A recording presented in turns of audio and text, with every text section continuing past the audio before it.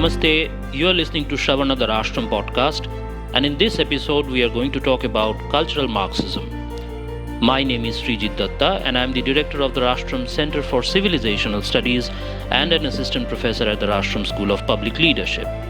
Our guest today at shravaNa, the Rashtram Podcast is Dr Saumya Dey. Dr Dey is an associate professor of history at the Jundal Global Business School in the OP Jundal Global University. He has recently released a book titled Narrativizing Bharatvarsha and Other Essays, and we are going to focus on a chapter from this book in today's podcast. Stay tuned.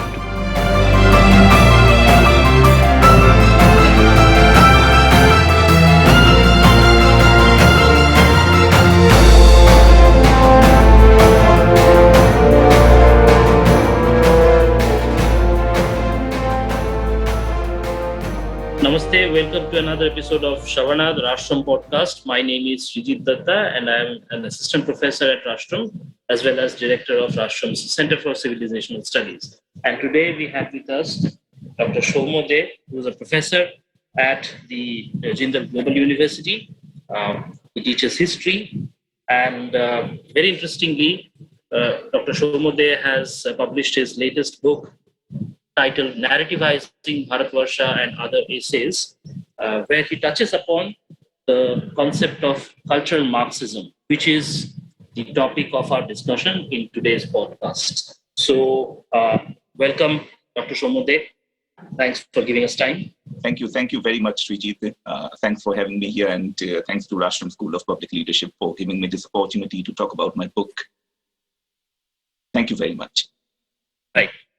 So, Dr. Dey, we will straight away go into the topic of our discussion today, cultural Marxism. What I would like to understand from you is what is cultural Marxism? If you can elucidate it for the benefit of our listeners, what is this thing that we are calling cultural Marxism? That's a very good question, Sreejit. So I'll give a two-point answer to this question. As I said, it's a very good question. Firstly, to begin with, the cultural Marxism would mean the left's forays, the Communist Party's forays, ventures into cultural politics. That would be the first aspect of cultural Marxism. And the second aspect of cultural Marxism would be the various kinds of cultural critiques produced by the left, by academics located in the left, from a materialist point of view. So this would be my answer to your question. Firstly, cultural Marxism is the left's forays into cultural politics. And secondly, it is the various materialist critiques of culture and the cultural production produced by the left. Mm-hmm. And if I may slightly, take it to the historical origins of cultural Marxism. And interestingly, you have also titled this particular chapter number 4 in your book, The Origins of Cultural Marxism, a concise account. I was going through it and I saw that you have traced its origins from the time when an Italian theorist, Antonio Gramsci, was spending his time in prison. He was imprisoned by the fascist rulers of the time in Italy, and he happened to jot down a few things in his prison notebook. So would you like to tell us about those originary times? Yes, definitely, Sreejit. But I'll also add to what I've written in the chapter a bit, because that chapter was written in 2019 originally. This book has been in the works for about 2 years now. Okay. And since this chapter has been written, my ideas have evolved a bit because I've read more and have taken in more things into consideration. So to answer your question, originally when the Marxist schema was being developed by Marx and Engels, these two took positions on culture.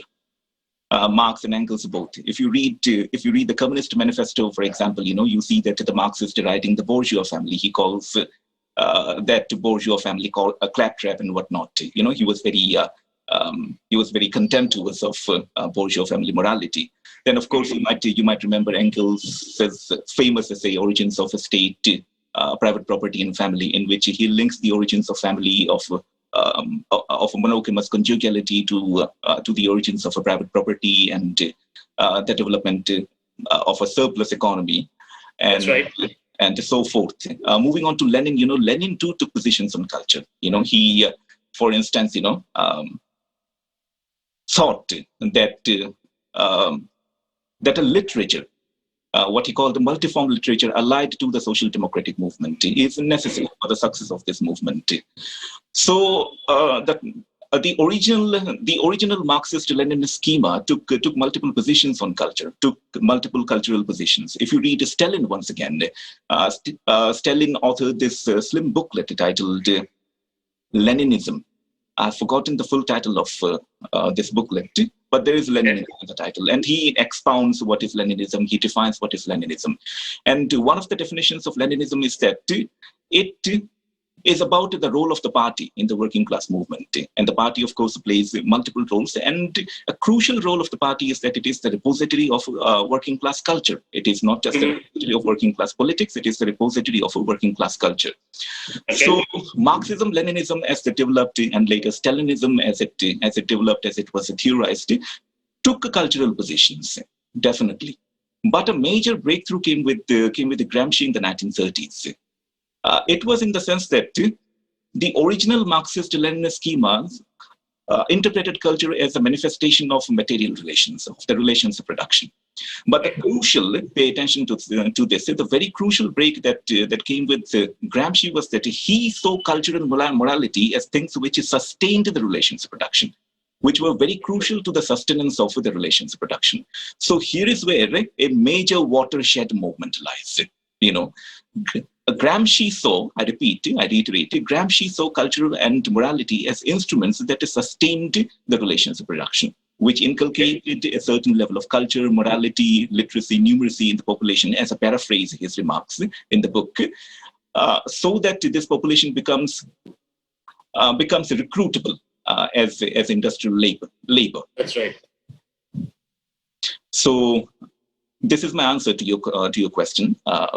For the time being. And of course, cultural Marxism evolves further with the Frankfurt School. Yeah, with the origins of, with the emergence of the Frankfurt School. You've read that part, I'm sure. Right, we will come to that part. But before I go into the further developments in cultural Marxism per se, let me try and clarify our understanding of what you have called the original Marxist schema. So, in classical Marxist view, what is the place of state power? Because we see that state is being used in Gramsci's writings as a sort of agent which is reacting from outside. So, what I would like you to talk about is what is the place of state power vis-a-vis socioeconomic formations in the classical Marxist scheme. Well, it is very simple. In the classical Marxist schema, state power is a manifestation of class relations. It is an instrument in the hands of the dominant class, and it is a manifestation of the property form that the dominant class creates and uses to sustain itself, namely private property. So that is precisely what the role of state power is in the traditional Marxist schema. It is a manifestation of the relations of production. It is an instrument in the hands of the dominant class, and of course, an expression of private property. And that is how it is seen in the traditional Marxist, Leninist, and later Stalinist schema.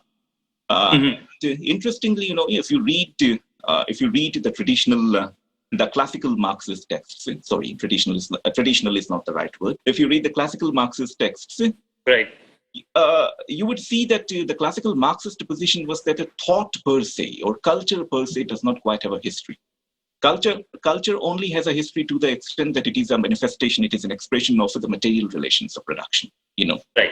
So if culture is seen as a phenomenon, you do not look for the reasons of that phenomenon within culture, within that phenomenon. You look for the logic of that phenomenon within the material relations of production. Right. That is the traditional Marxist position. Thought per se doesn't have a history. And this position was taken by Marx, Engels, and the later followers of Marx and Engels because, classical Marxism was, after all, a rebellion against Hegelian idealism. And in Hegelian idealism, history is all about thought. History is the history of thought. Okay. So that is where I leave my answer. So if we put in classical Marxist terms, Marx and Engels would say, and along with them, the classical Marxists would say that culture is part of what they had called the superstructure and not the base. Yeah, is that a correct understanding? Definitely. Culture is a part of the superstructure, and in fact, they saw all of the superstructure as ideology.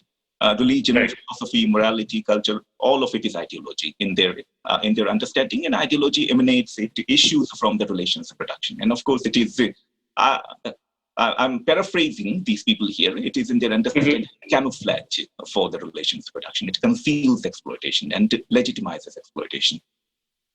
Interesting. So what does happen by the time when we have come to, Gramsci's prison notebooks? Does he shift this paradigm a little bit? Does it tinker with this understanding and scheme of things? Definitely. In my understanding, I have not seen this being written anywhere by a leftist.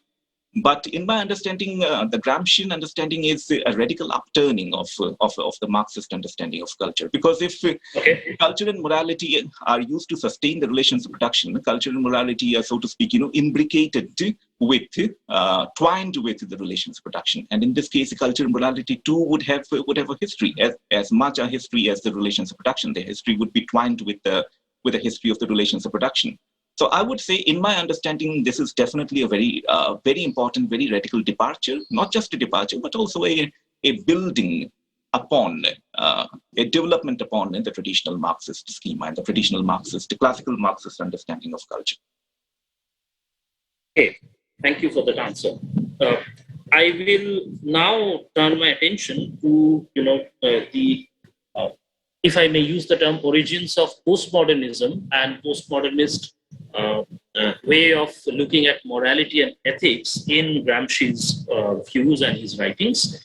So you have in one place in the chapter on cultural Marxism said, one can see the germs of a malevolent idea in Gramsci's writings. That culture and morality are or could be cynical instruments in the hands of the state to train the general masses for the sake of the productive forces and ruling classes who own them. Unquote. So is Gramsci trying to give a critique of traditional morality and ethics here? And if so, can he be seen as a sort of precursor of the postmodernists who seem to revel in disregarding ethical moral boundaries and the sacred is again and again desecrated by these people across cultures, not just in India or in the US, but across all cultures? Would you say that he's providing a critique here? That's a very interesting observation, Sreejit. I had not thought on these lines. Yes, definitely. I think we can see the Gramscian position as a sort of critique of traditional culture and morality, and probably this cynically, this acutely instrumentalist view of cultural morality that prevails all across academia in general originated with Gramsci. Culture and morality are seen as instruments in the hands of the ruling class, cynical instruments in the hands of the ruling class, and constructions, of course. This is an argument that you would see the left making repeatedly, the leftist academics as well as the political leftists. They make this argument repeatedly that it is all a construction. Gender is a construction, all social media is a construction, etc., etc. So this instrumentalist view of a culture and morality, that these are constructions and these are instruments in the hands of the state, as I see, originated with Gramsci, and definitely this Gramscian vision, this Gramscian perception can be seen as a critique of culture and morality as they existed then, as they had come to be in Western societies. Yes, definitely, I quite agree with you there. So, as about whether this position is a precursor of postmodernism is not. Well, I would have my reservations on that because postmodernism takes a very fragmentarian view of the world. And one dominant aspect of postmodernism is a valorization of subjectivities. But Gramsci is trying to take an objective look at the culture and morality, turning them instruments in the hands of the state and instruments that sustain relations of production. So he's not valorizing any subjectivities here. He's assuming that there's something there objectively, namely culture and morality. So he's not taking a fragmentarian look at things. Postmodernists are fragmentarians. They valorize subjectivities. This is one of their dominant traits. So I would have my reservations on whether the originary point of the postmodern view of culture and morality lies here or not. I'm not very sure of that. Okay, let's move on to the next phase that you have discussed in this chapter, the development of the Frankfurt School in Germany. Yeah. Could you guide us through how this school was set up and how, with the help of its first director, Max Horkheimer, I believe he was the first director, or was he? Yeah, that is what I know. Okay. So how Max Horkheimer, led a bunch of social scientists, and what were the premises that they were working upon? Yes, some of this I've written about. Some of this I've written about in this chapter that you're referring to. That's right. So, as far as I know, he was indeed the first director of the school. As about how it came to be, how it was established, I'm not very familiar with that history yet. So, we shall talk about the kind of what work that was done, produced from this institute. So, as you are aware by now, Max Horkheimer produced this pamphlet at some point in the 1930s, traditional and critical theory. And as I've written in this chapter, he understood theory in the broadest possible sense. He understood theory as knowledge production in general. And his argument was that traditional knowledge production was applied in social production, for example, in industrial production. However, he visualized a very different kind of knowledge production, which will be critical in general of societal mores, of the way society functions and so forth, and create progressive possibilities through constant critiques of societal mores and the general functioning of societies. And this is a tendency that you see in knowledge production all over academia these days. Right. All academics see themselves as activists of some sort, and they're producing their own versions of social critiques. So constantly producing various forms of critical theories as they were visualized by Horkheimer a long time ago, many decades ago. So here is where cultural Marxism begins to truly kind of come of age, because as I told you at the very beginning of our conversation, in my understanding, the second feature of cultural Marxism is materialistic critiques of culture. So materialistic critiques of culture begin to be produced on a large scale constantly from the Frankfurt School. So moving on from Max Horkheimer, I write about his colleague at the Frankfurt School, Theodor Adorno. And Horkheimer and Adorno too produced it together collectively their own critiques of cultural production in Western societies. For example, they critiqued musical production in Western societies as it had come to be in the 1930s, 1940s. As I've written, in their understanding, musical production was serving as an occasion to promote consumption. And it was also kind of transforming public tastes, because the public were getting conservative with the musical taste. They wanted the same kind of music that they'd heard before, that they were comfortable with, to be served to them. And they call this regressive listening. People wanted to go back to the same music that they'd heard before, and which did not challenge them intellectually or emotionally. So on the one hand, as they understood, cultural production was being linked to, was becoming a pretext for consumption, was becoming a pretext to promote consumption. And on the other hand, through this route, public tastes were being transformed. They were being engineered. So here we have a materialistic critique of culture, of a cultural production, because ultimately they linked it all to capitalism, to the capitalist economy. So here is where you have the beginning of a cogent, or from the cultural Marxist point of view, from the Frankfurt School's point of view, a cogent materialist critique of culture and the cultural production. And this was taken further by Adorno later, for that matter. Let me cite another. Let me bring up another text here. Let me recall the name. I have a poor memory, by the way. So Adorno took this critique further, and he authored another text. The schema of mass culture. Yeah, definitely. That is the name of the text, the schema of mass culture, in which he indicted mass culture further, linking it with, of course, the capitalist, with the interests of the capitalist economy. He said that mass culture is only a montage, that it lacks originality, and once again it plays an instrumentalist role from the point of view of the capitalist economy, because it promotes synthetic forms of behavior. It engineers people's tastes, people's behaviors, implying, of course, that this engineering eventually benefits the capitalist economy and capitalist promotion and the capitalist promotion of material consumption. So Adorno took the critique further and developed this materialistic critique of cultural production further. So just in case, if somebody were to think that Theodor Adorno was resenting the gradual degradation of culture, and because he focused so deeply into music and how the patterns of consuming music was changing, consuming as well as production of music was changing. So how wrong or correct would one be if they place their understanding of Adorno's resentment of this culture, new culture, as a gradual degradation and not, getting away from the revolutionary or radical nature of art? So what would be your views on that?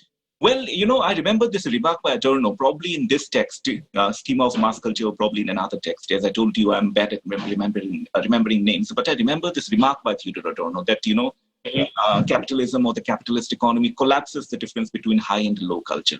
So, I would take a different position of what was happening in the 1930s and 1940s.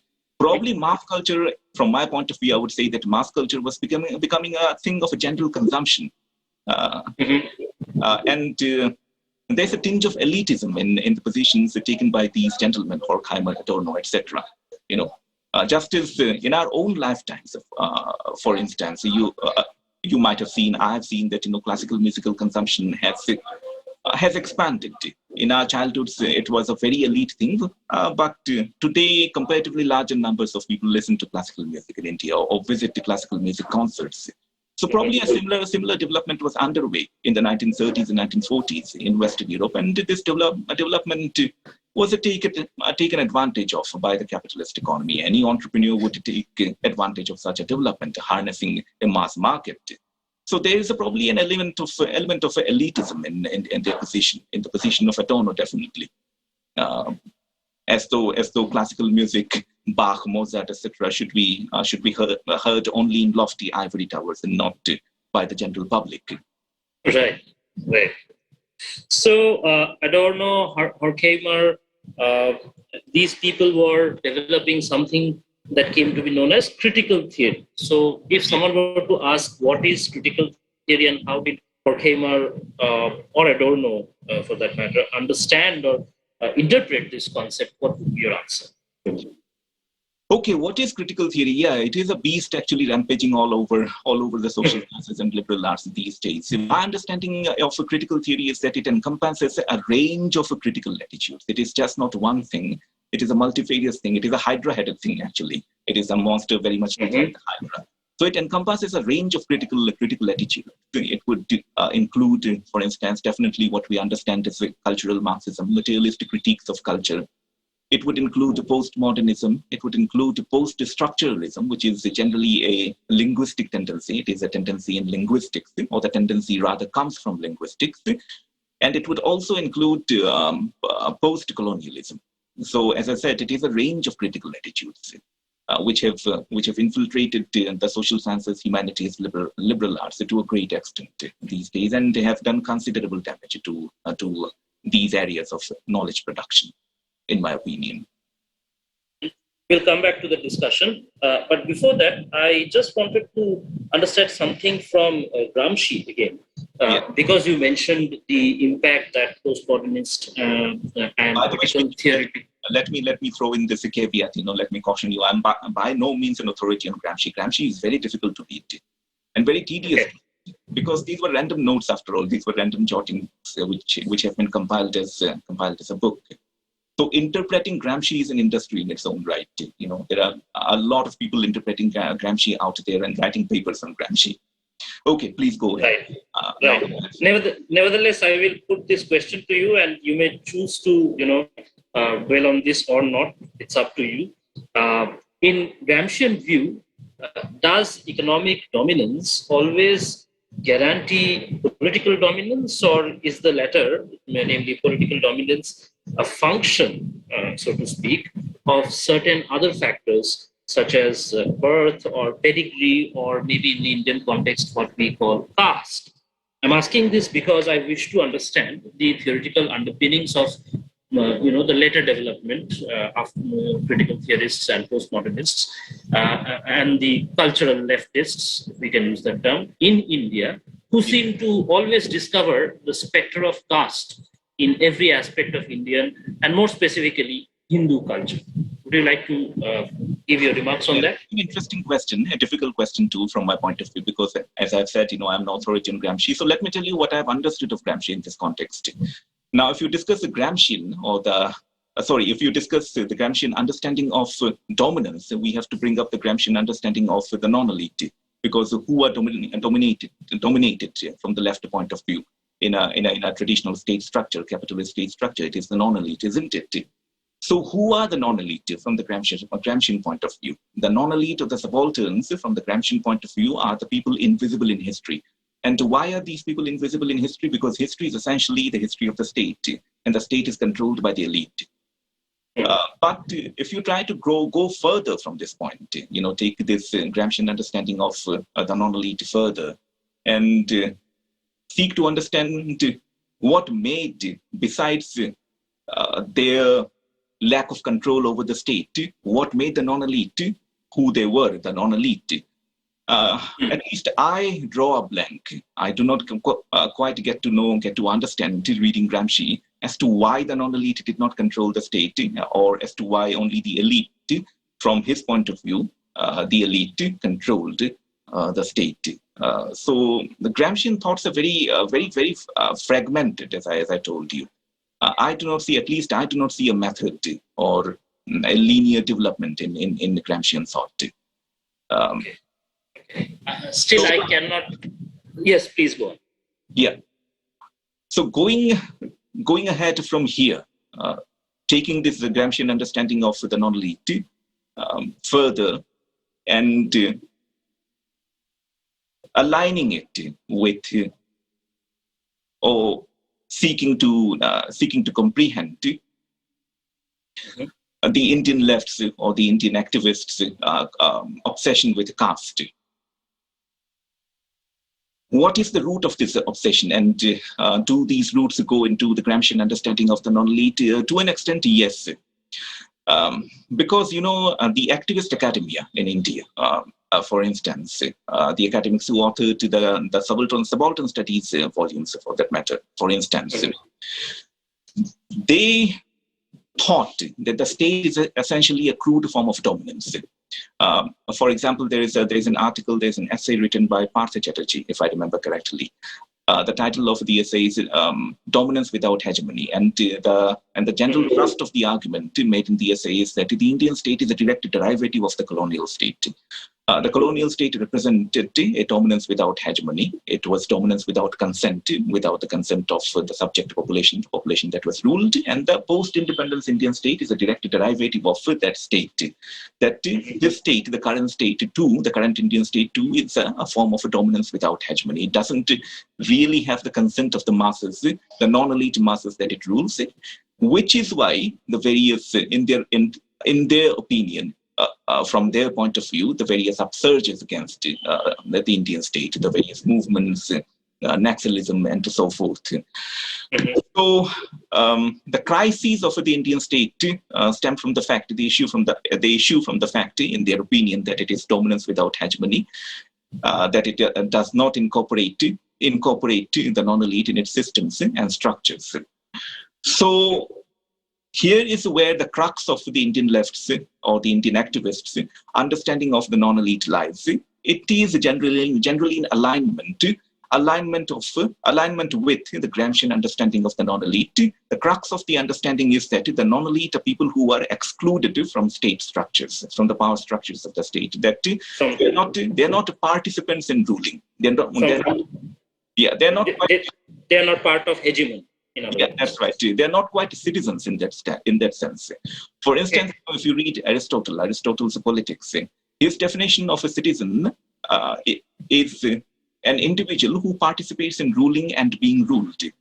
And these people in the activist left, the activist academics, understand the non-elite as people who are generally excluded from the power structures of the state, from the systems and methods of ruling, which is why they take up arms against the state in the forests of Dantewara and Bastar, as they understand, as they see the situation. Of course, it is a bogus understanding from my point of view, because I would say that the Indian state overwhelmingly, from the class point of view, is a non-elite state. It is the non-elite who demographically control the state, and the Indian state is geared towards the requirements of the non-elite. Think of the sops that the government is handing out in this pandemic, free grains and whatnot. Why is it so? Because of the tremendous demographic and political weight of the Indian non-elite, isn't it? It is not that I resent it. Not at all. It's a great thing. It's a lovely, beautiful thing. And it demonstrates the class character, the true class character of the Indian state. It is a subaltern state, in my opinion. The reason why I dwelt, or rather wanted you to dwell on this, is because the word or the term subaltern possibly first occurs in Gramsci's writings. Am I right? Yeah, that is my understanding. That is what I would say. Right. And also in recent times, we have seen a very interesting coinage, a development from those who are seen as part of the non-left, if not right, in the Indian context, who are giving the term subaltern Hindutva. Would you like to share your views on that coinage?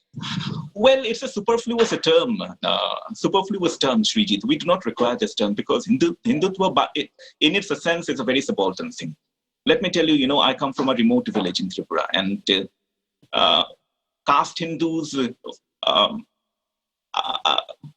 are in minuscule numbers in my village. They are probably, including us, there are probably 3 or 4 caste Hindu households in my village. And the rest of the village comprises people who are quote unquote, Dalits. And they're fervent Hindus, they're devout Hindus. Our village is 100% Vaishnavite. And their devotion, their Vaishnav devotion is seen to be believed. So Hindutva in its sense is a non-elite and subaltern thing. It has always been so. It is the non-elite who have sustained Hindutva who have participated in its historical development. So it is a superfluous term. We do not quite require this term. Excessively deploying this term would create unnecessary political rifts, in my opinion, and fragment us politically and culturally. We do not require it. Hindutva, in its sense, is non-elite. It is a thing of the masses. That's very interesting. For the benefit of our listeners, I would like to point out here that I put out this question to Saumya because he has written at length on the issues concerning Hinduism and Hindutva in specific. He has a book called The Cultural Landscape of Hindutva and Other Essays, Historical Legitimacy of an Idea, and also Becoming Hindus and Muslims. Am I right, Saumya? Yeah. So I wanted to point out this and have your views on this particular point. Please go ahead. You were saying something. Let me tell you further. Let me substantiate further as to why I think that this is a superfluous and unnecessary term. Look at the course of the history of Hinduism. The canonized, the textual, and the classical in the course of Hindu history is only marginal, I would say. The ethical, spiritual development of Hinduism, in my opinion, has been dominantly in the hands of the various Shudra castes, the various subaltern castes. Take, for instance, the Bhakti movement. Who formed the demographic bulge of the Bhakti movement? The peasant castes, isn't it? In my state, Tripura too, it is so. The demographic bulk of Vaishnavism, of the Vaishnavas, is provided by the same castes. So this is one instance. And in every other sense, take for instance, the philosophical aspect of Hindutva, of Hindu history. Once again, I would say that this aspect of Hindu history has only been partially expressed by the textual corpus Indian philosophy, of Hindu philosophy. It has been dominantly expressed by various folk movements in various folk idioms. Take, for instance, the Bauls of Bengal. What they sing, what they express in their songs is the purest Vedanta, isn't it? What is it, if not Hindutva? So, due to all these reasons, due to what I see, due to what I aspire in the course of Hindu history and Indian history, I think subaltern Hindutva is an unnecessary term. We do not quite require it. Hindutva, in its essence, is subaltern. It is a thing of the masses. If we use a term, if we use a term such as subaltern Hindutva and deploy it unnecessarily, we actually directly walk into a trap laid by our opponents. If we use this term, if we deploy this term, our opponents would stand up and say, "Oh, if there is subaltern Hindutva, there must be something elite about Hindutva too." That's right. If you are using this term in a social and cultural sense, this term must have a counter. And what would be the counter to subaltern Hindutva? Elite Hinduism or elite Hindutva. So we do not require this term. We do not require this term. Thank you for pointing this out, Shravana. So we will move on in our discussion of cultural Marxism. You have talked about the origins. We have dwelt at length on Gramsci, and also we have talked about Max Horkheimer Adorno in the Frankfurt School. Now let's look at the next stage of development in the course of cultural Marxism's history, namely the CCCS at the University of Birmingham, which later came to be known as also known as the Birmingham School. Birmingham School, exactly. The Center for Contemporary Culture. I'm not very familiar with their work, by the way. I've read about their work rather than their work. We don't need to go into the details of each and every leading theorists of that school, but could you give us generally an idea of how this particular school contributed to a new paradigm of development in cultural Marxism? Yeah. So you had asked me if the postmodern view of the world originated with Gramsci or the Frankfurt School. I said that I would have my reservations on that too. But here at this juncture of our conversation, I would say that postmodernism did contribute to the positions of the Birmingham School, or probably originated to an extent with the positions taken in the Birmingham School. For example, I've written this in my chapter that this tendency of pitting identities against identities originated in the Birmingham School. Right. It demonstrated how so-called marginal cultures or marginalized cultures contest dominant cultures. So they pitted identities against identities and promoted a fragmentarian, conflict-ridden view of society, which is once again a dominant tendency of the postmodernists. They valorize subjectivities, all kinds of subjectivities, and promote a very conflict-ridden view of society. From their point of view, it is everyone against everyone. It is men against women. It is homosexuals against heterosexuals, and depending on what gender you identify with, it is you against the rest of society, and the genders that you may identify with keep proliferating as far as they are concerned. When I last heard, there were 55 or 65 genders. The number might have increased now. So the Birmingham School studied a subjectivity, namely the marginal subjectivity, and how it counters the dominant cultures, the dominant subjectivity. And postmodernists, valorize only subjectivities to a great extent. So we might say that the roots of postmodernism, to an extent, lie in this period, in the work that was done at the Birmingham School in the 1960s. Very interesting. And you have also thrown light on how the CCCS's work in critical theory is actually an advancement of what Horkheimer was doing at the Frankfurt School. Would you like to dwell on that?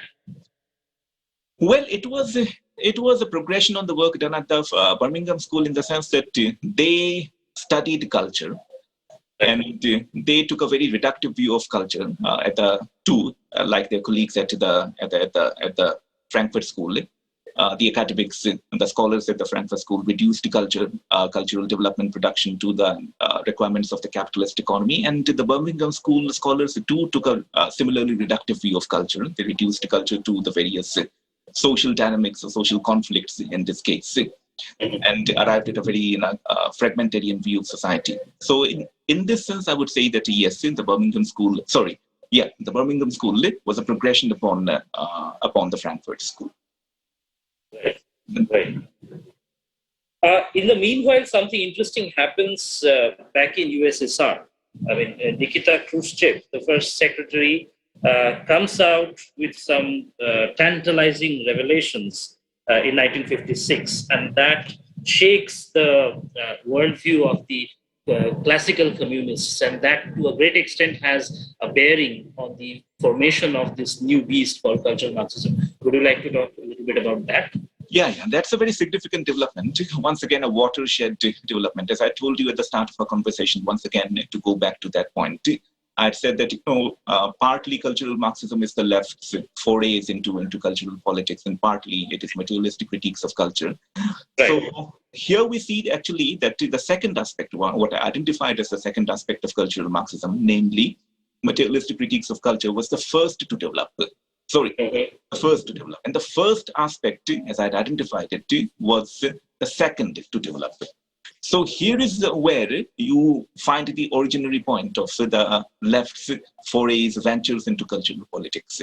And what happened in the USSR played a crucial role behind this development. So as you have said already, it took place in this development occurred in 1956, and that was the 20th Party Congress, in which Khrushchev made some revelations about how Stalin dealt with his opponents, and that they were dispatched to the concentration camps, two concentration camps in Siberia, or simply dispatched. That is, they were murdered at the behest of Stalin. This marred the image of a Soviet communism greatly, to a great extent, because a lot of people all over the world, the working class people, and definitely leftist academics, communist academics, took a very roseate, or used to take a very roseate view of the Soviet Union. Till then, romanticizing view of definitely. They took a very romantic view of the Soviet Union, but this roseate, romantic image of the Soviet Union was shattered. It came across as a very oppressive state. And further, it brazenly and blatantly acted as a very oppressive state in its neighborhood in the late 1950s and again in the 1960s. In 1958, for example, the Soviet forces, the army of the USSR invaded Hungary when there was a general mass uprising in Hungary against the communist regime, and reinstalled the communist regime, which had been overthrown by this uprising. And again in 1968, Czechoslovakia was invaded by the USSR when a similar development took place there. The communist regime was not quite overthrown, but it voluntarily sought to reform itself and tried to allow a multi-party democracy. But this development was nipped in its bud by the Soviet invasion. So these oppressive acts by the Soviet Union, as well as the revelations made by Nikita Khrushchev regarding the Stalinist regime, disillusioned a lot of communists all over the world. And disillusionment, as I write in this chapter, this disillusionment gave birth to the new left. These were a new class of leftists or communists who were mostly not affiliated with any political party, with any communist party. They were a non-party mass, actually. They were lone wolf leftists or communists. And of course, as I said, they were disgruntled and disillusioned with the Soviet communism. So what they do, they took up various kinds of cultural advocacies, as I write in this chapter, and they advocated on behalf of the sexual minorities. They critiqued the traditional family system, which in their opinion deprived women of agency, and so forth. So they took up various kinds of cultural advocacies. So here is where the left began to venture into cultural politics on a large scale. And cultural Marxism became a truly visible mass phenomenon, a social phenomenon. Right. And in the connection of the new left, of the emergence of the new left, would you like to tell our listeners a little bit about the New Left Review, which became a very dominant publication platform for all these lone wolf Marxists? It was a journal. that was founded in the United Kingdom, and the editorial board of this journal was a witness to a tussle between the structural Marxists who followed Louis Althusser, the French Marxist philosopher, and certain people, certain scholars who advocated history from below. So Althusser was unpopular in certain leftist, certain Marxist circles because of the view of a history taken by him. He believed that history does not have agency. He was a structural Marxist after all, and his opinion of history was that it is solely, purely the development or transformations, the transitions of modes of production, relations of production, that the individual human agency does not play a role in history. And he had this concept of the treasure. And by the treasure, he meant that men and women, human beings, are only sustainers of relations of production. They're not quite sentient agents in that sense. So this is the view that the structural Marxists followed after the fashion of Louis Althusser. And on the other hand, you had people who advocated history from below, and these people were also came to be known as Marxist humanists. They did not take a rigidly structuralist view of history. In their opinion, human agency counted in history, and they documented various forms of resistance. They documented various forms of resistance and the cultural expressions of resistance. So in this context, I bring up two works that come to my mind at this point.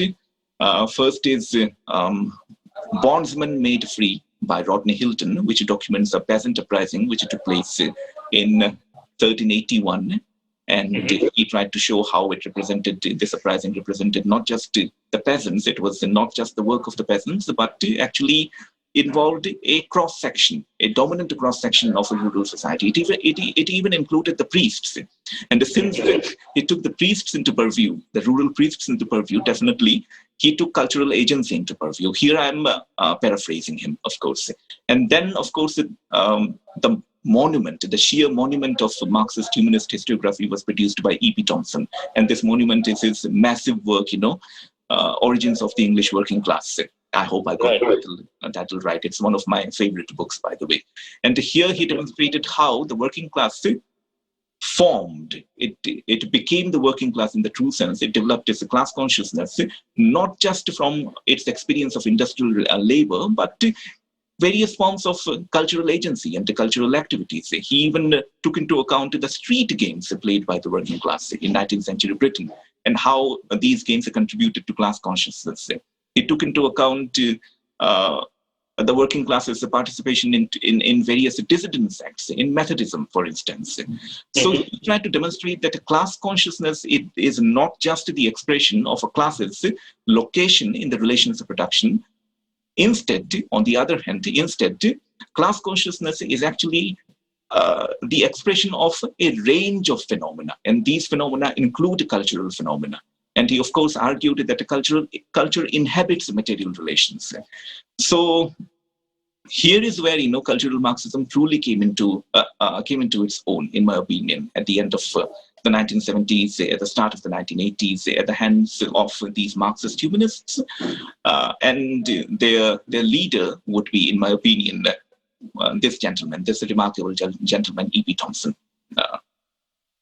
Very interesting, Shravan. So we have come to the vanguard part of cultural Marxism. But before that, something very interesting happens, and you have also touched upon it in your chapter. It happens in Paris as the epicenter, but also across many other cities, urban centers in Western Europe, namely a student uprising. Yeah. And it happens typically in the years 1968, 69, 70, late 60s or early 70s. So what did exactly happen in 1968 in Paris? Could you tell us about that? I remember reading this collection of essays on this phenomenon, this students uprising that took place in Paris and several other cities of Europe. I forget the title of this collection of essays.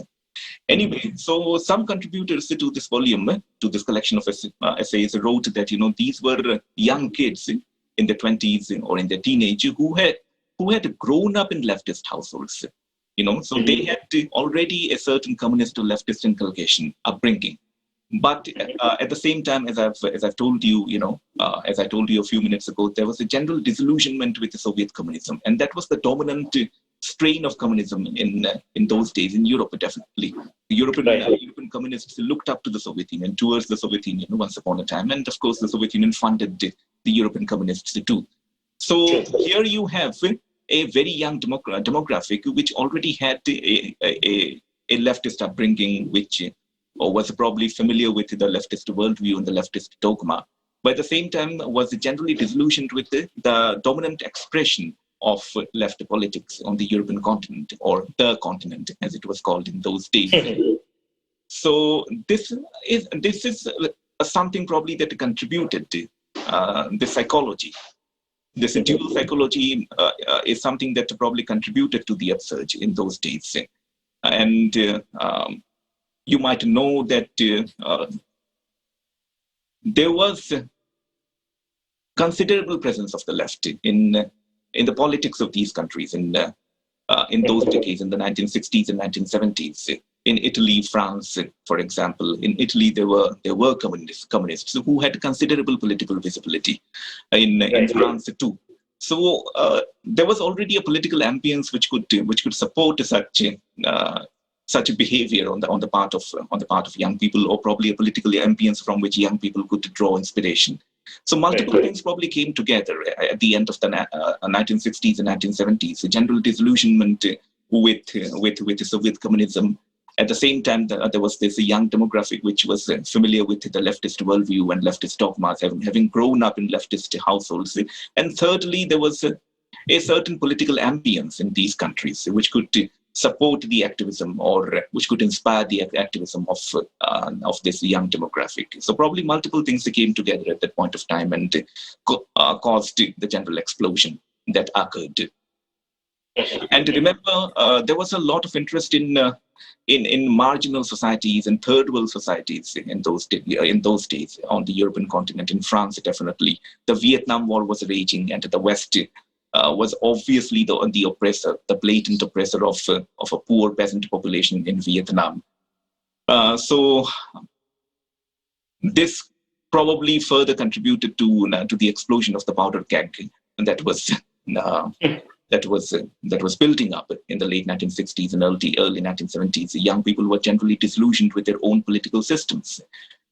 And especially so because their states were allied to the United States. Western Europe was probably it was a political fiefdom of the United States in those days, just as it is today. It was in political and military alliance with the United States. So here you have another factor contributing to the rebellion of young people in Western Europe. They were generally disillusioned with their own political systems to a considerable degree. Very true. And very interestingly, at the same time, the Naxal movement starts in India, especially in places like Calcutta and other parts of West Bengal. Do you see it as a mere coincidence, or are there any connections between the contemporariness of these movements in the western part of Europe and in India? That's a very interesting question, Sreejit. Frankly speaking, this thought hadn't come to my mind. Thanks for planting it in my mind.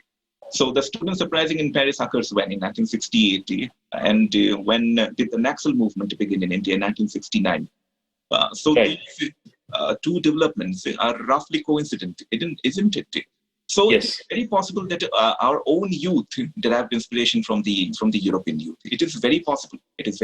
Probably, one might term these years as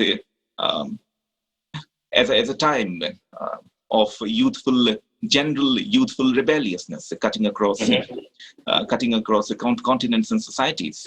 So it is very possible that our own youth derived inspiration from the European youth, and I would not take an overly idealistic view of the situation. It is also possible that Chinese funding was involved as well. China sensed an opportunity and seized an opportunity and tried to make the most of it in order to destabilize our politics and society. Quite possible. So you have, in a nutshell, shown us the general development of Marxism from its classical roots to its cultural Marxism avatar. And all of it happens majorly in the Western Europe, and to an extent in the US also. But when does it start to filter through and come into the Indian arena? And how does that happen? What are the channels and the portals through which cultural Marxism has come to India, would you say? Through historiography, definitely. Holding the hands of the historians, because from the 1960s, 70s onwards, the Indian historiography took a Marxist turn, and especially the historiography of ancient India, the interpretation of ancient India, starting with D.D. Kosambi, who wasn't a trained historian, by the way, but starting with D.D. Kosambi, the dominant interpretation of ancient India became a Marxist one, and the cultural forms that exist in India dominantly, the cultural forms, mores that we practice, that we value, originated in the ancient days. These values, mores, the cultural forms, they came to be seen in a very Marxist materialist light, and they were condemned in a very Marxist materialist light. So through historiography, and primarily the historiography of ancient India, cultural Marxism entered Indian academia. It is still not a very conscious presence in Indian academia. If you point your finger at an Indian academic, a leftist Marxist Indian academic, and term him or her a cultural Marxist, this individual would be very offended. Cultural Marxism isn't a conscious presence yet, even now in Indian academia, but it is there, definitely. It is there, definitely. Because the dissing of Hinduism, which is so common in academia, is a cultural Marxist tendency. And this tendency is rooted in a materialist interpretation of ancient Indian past, and everything that emanates issues from ancient Indian past. For instance, Indian academics, Indian historians do not use the term Hinduism. They shy away from using the term Hinduism in the pre-colonial period, in the ancient and medieval periods. What they say, what they write instead is that what existed in those days was a Brahmanism. The religious attitude that existed then was a Brahmanism. Of course, that begs the question as to what a religious attitude was manifested by the common masses, but that's a different matter altogether. These people are not too concerned with the nuances. Anyway, so what these people argue is that Hinduism, of course, retrospectively did not exist. It has no historicity. It is a construction that took place in the 19th century, and what existed retrospectively in the ancient and medieval days was a Brahmanism, and Brahmanism was an instrument of exploitation in the hands of the dominant classes, namely the Kshatriyas and Brahmins. It was a manifestation of the superstructure of the material relations of production. So, using this as a pretext, they diss and deride Hinduism, because in their opinion it is just a derivative of this exploitative tendency which was represented by Brahmanism, this instrument of exploitation in the hands of the ruling class.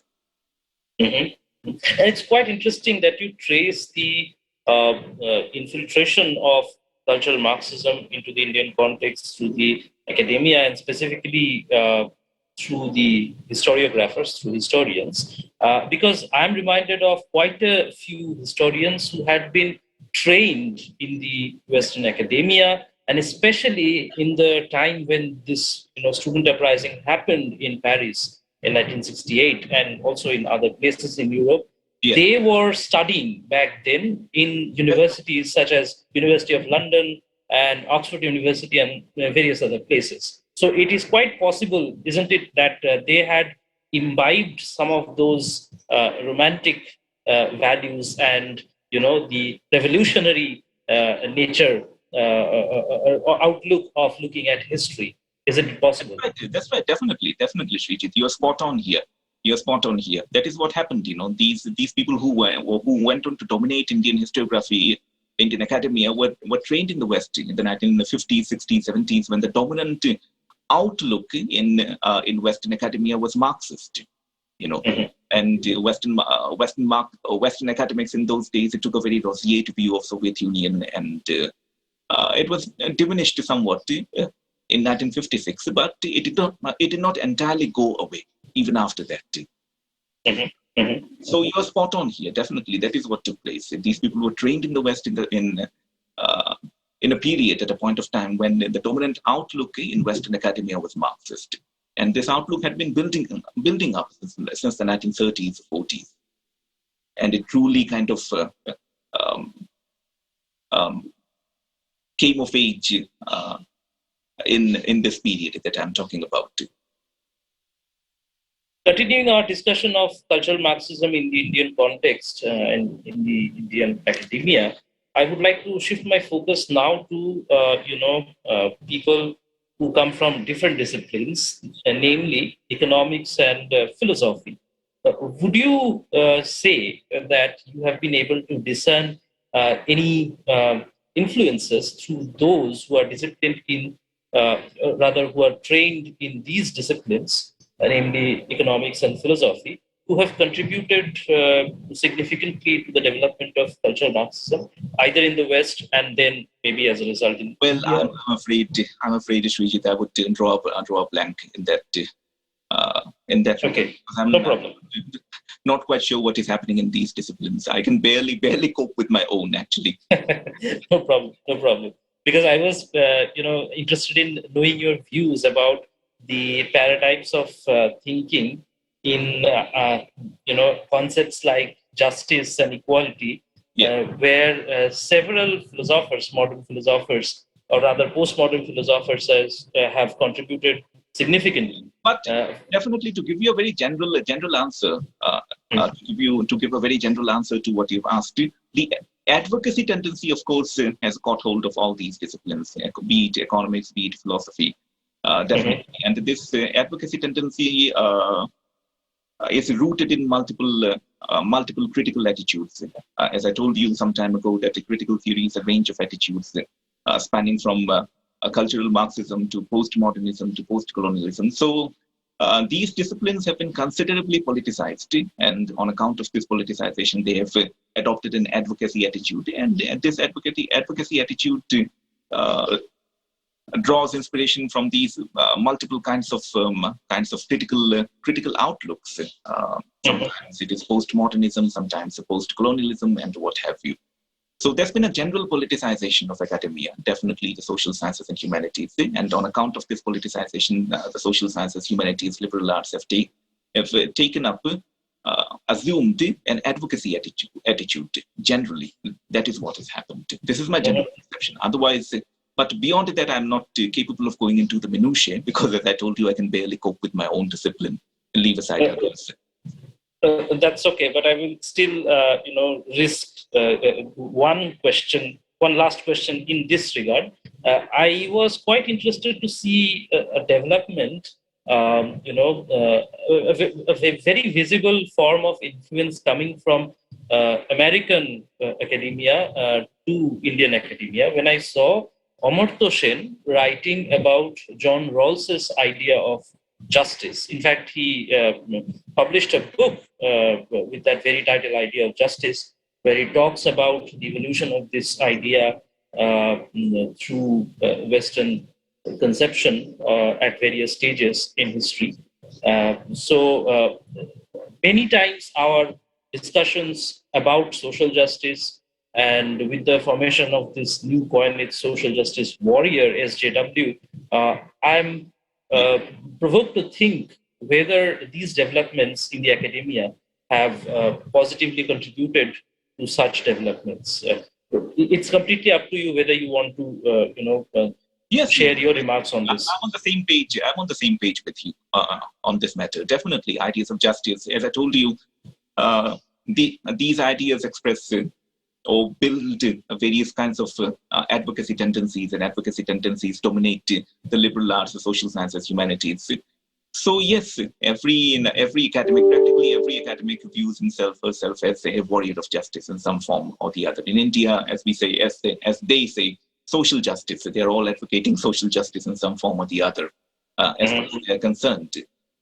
So the idea of justice is something that has taken hold of academia across the disciplines.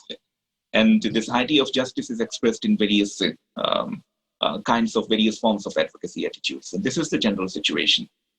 What is justice in their opinion? Definitely. What I see is that they're promoting a very fragmentary, or as I say, fragmentarian view of society, and they try to instigate conflicts of every sort.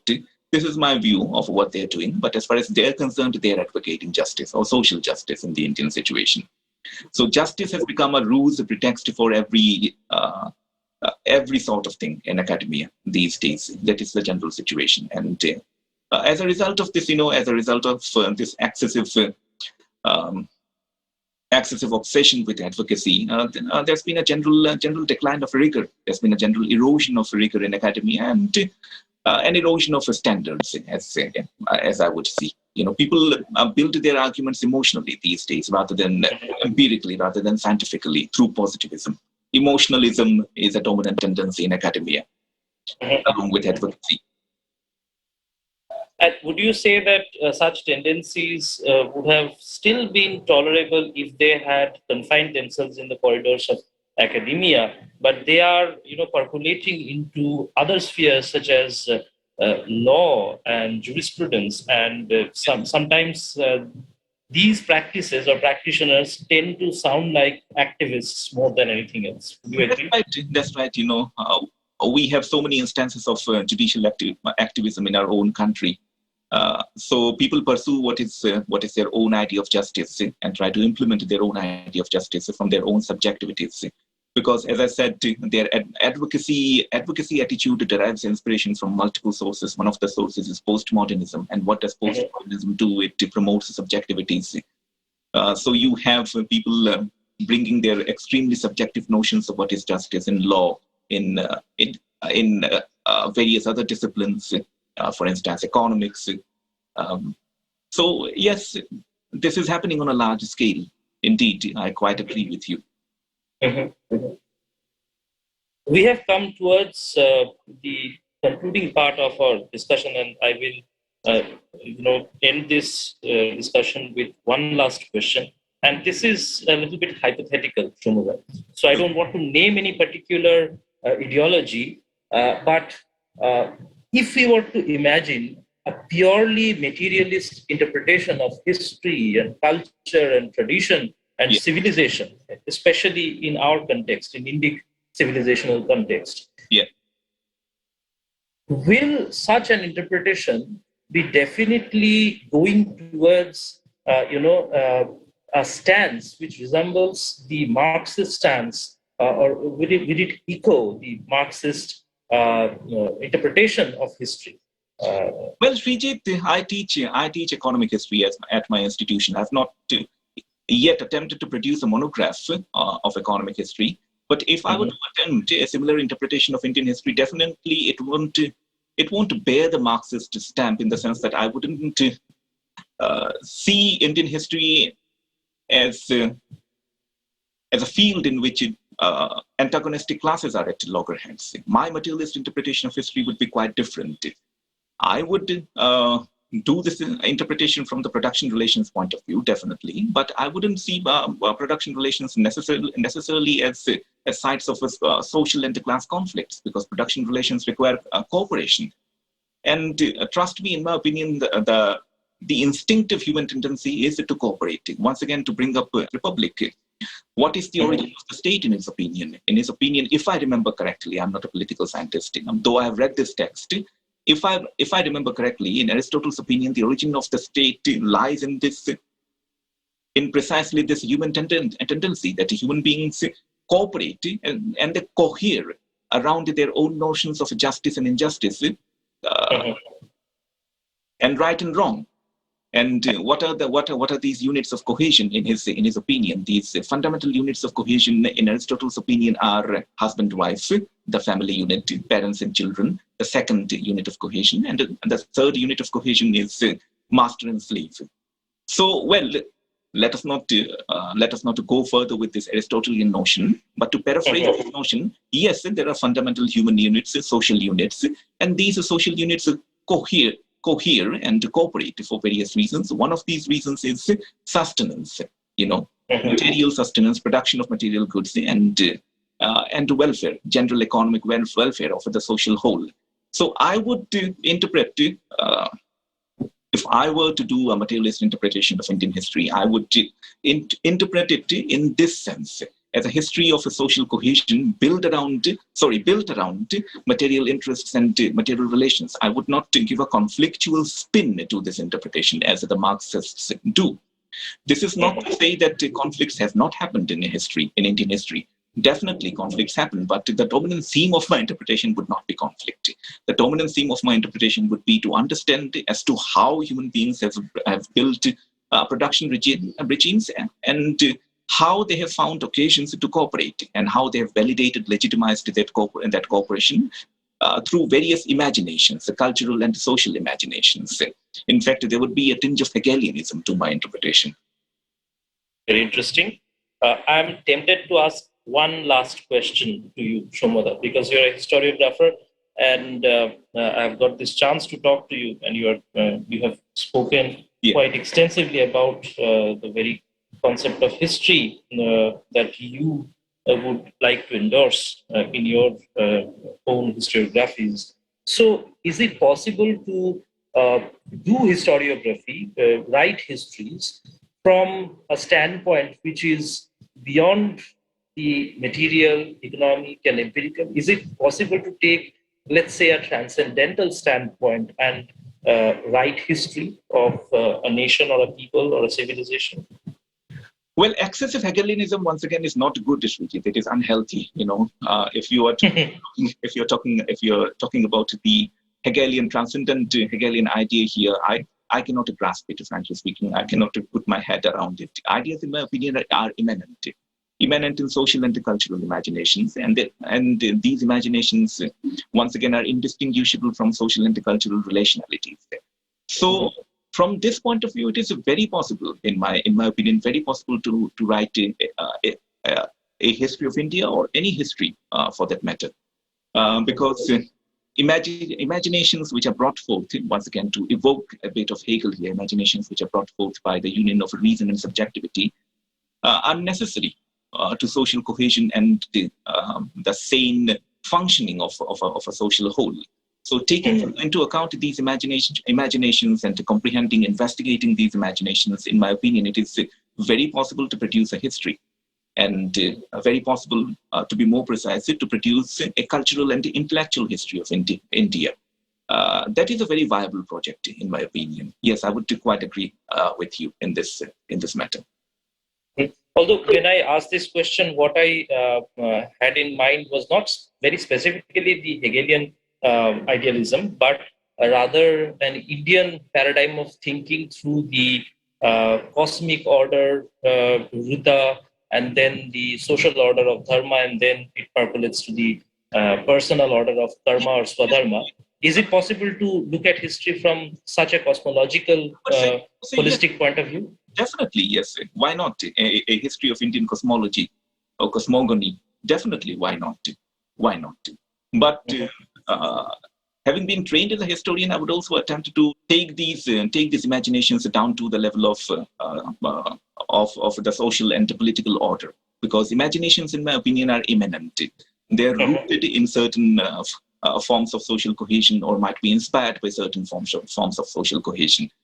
So definitely, yes, I quite agree with you. That is a very viable project, and it is a project which is waiting to be taken up by someone, someone worthy.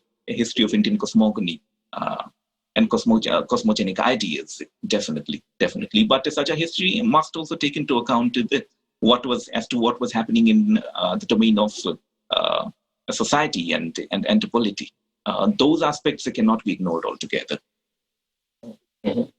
So thank you so much for that, Saumya. I would like to reiterate my endorsement of Dr. Saumya Dey's latest book called Narrativizing Bharatvarsha and Other Essays, It's a beautiful book. It consists of several essays written by Dr. Dey, and it's available on Amazon and various other platforms. It's a very good book for understanding how the history of India has been written and what sort of paradigms have dominated in the projects of writing India's history. Thank you so much, Dr. Saumya Dey, for giving us time and for sharing your views on shravaNa. Thank you very much, Sreejit. It's been a great conversation with you, and I'm very grateful for this opportunity. Thanks for having me. Thank you very much. You've been listening to shravaNa, the Rashtram Podcast. We hope that you enjoyed the conversation. Watch this space, subscribe to our channel, like it and share it with your family and friends, and comment on our content to let us know what you think. Follow Rashtram on Facebook, Twitter and Instagram at Rashtram SPL. Visit rashtram.org for more.